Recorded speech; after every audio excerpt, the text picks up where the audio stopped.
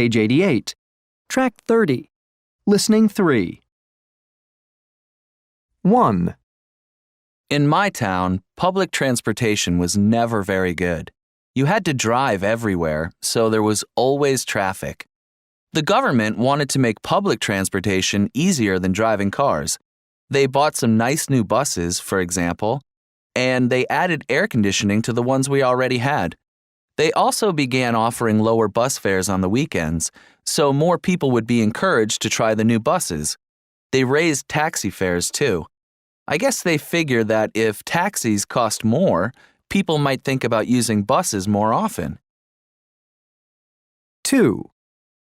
Well, the problem was that thousands of people drove into the city centre every day, and there weren't enough parking spaces. So the government wanted to make parking easier. But they didn't build more parking garages. Instead, they tried to keep cars out of the city centre. Recently, they started making people who drive their cars downtown pay a daily fee.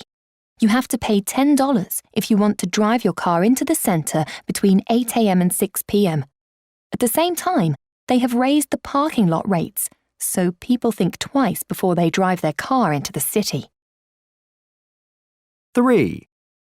Traffic was a real problem around here. It moved so slowly. Last year, the government turned a bunch of streets downtown into one-way streets. This helped the traffic move more quickly.